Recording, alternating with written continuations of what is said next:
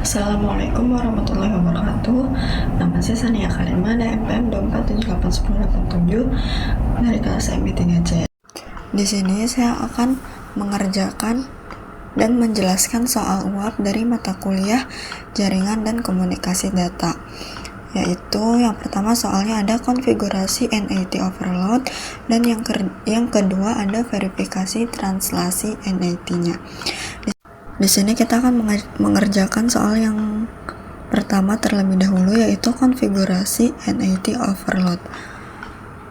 Nah, pertama-tama di sini kita akan buat topologinya terlebih dahulu. Kita menyiapkan dua router, lalu satu PC,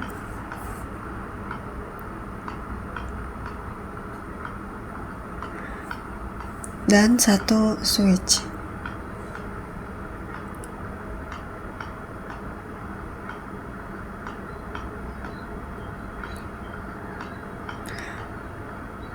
Nah, yang router 0 ini kita ubah menjadi router utama. Nah, untuk router yang satunya, router satu ini kita ubah menjadi untuk router ISP-nya. Selanjutnya kita rapikan.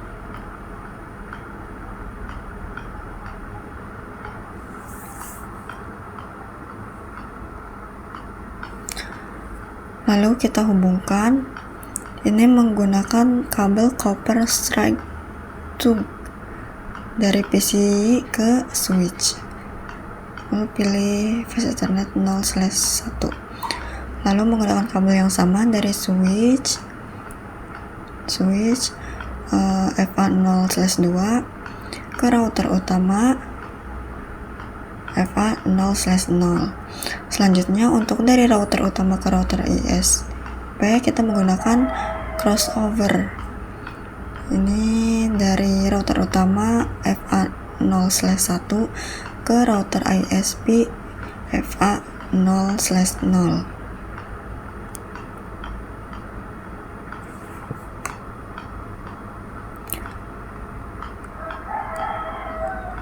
Selanjutnya kita akan setting IP di PC-nya.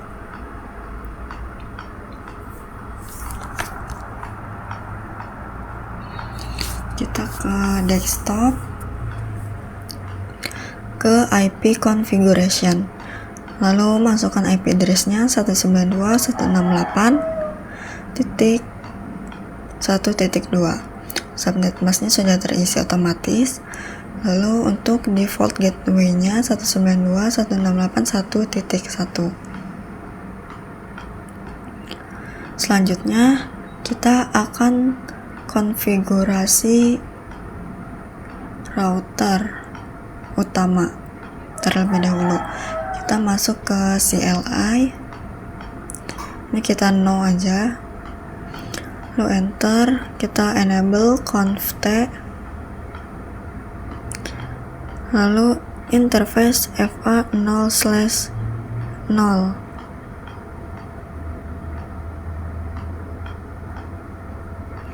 Enter. Lalu masukin IP address-nya, IP address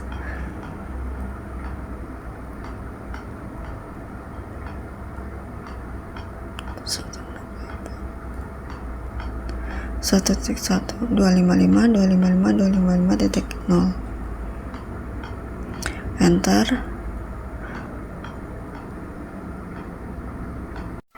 Lalu IP not inside, lalu no shutdown, lalu exit. Selanjutnya kita masuk ke interface FA 0/1. IP address-nya 10.10.10.2 255.255.255.0. Lalu IP not outside, lalu no shutdown,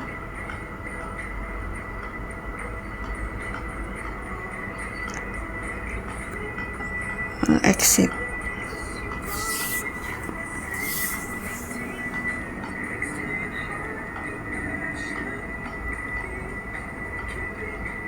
Selanjutnya kita konfigurasi di router ISP nya.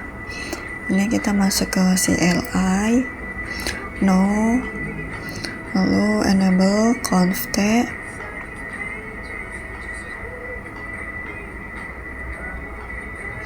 interface FA 0/0. Lalu masukkan IP address-nya 10.10.10.1 255.255.255.0. Ini subnet mask-nya ya. Kemudian kita no shutdown, lalu kita exit.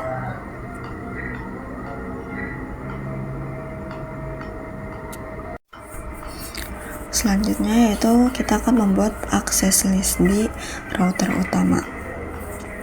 Ini untuk menentukan jaringan lokal yang diizinkan menggunakan NAT-nya.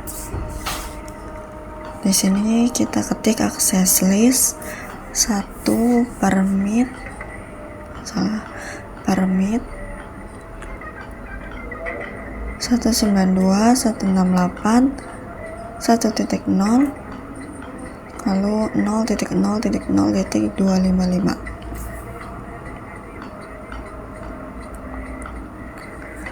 Selanjutnya mengaktifkan NAT overload ini agar seluruh perangkat jaringan lokal dapat mengakses jaringan luar menggunakan satu IP public.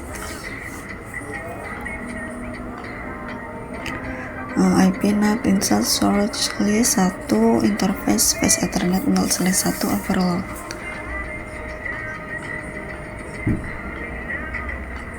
Satu.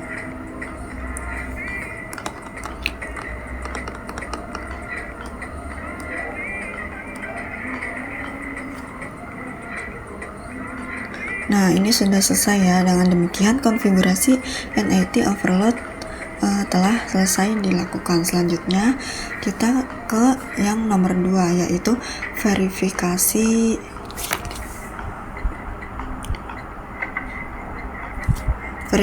translasi NAT-nya. Di sini kita masuk ke PC-nya untuk ping.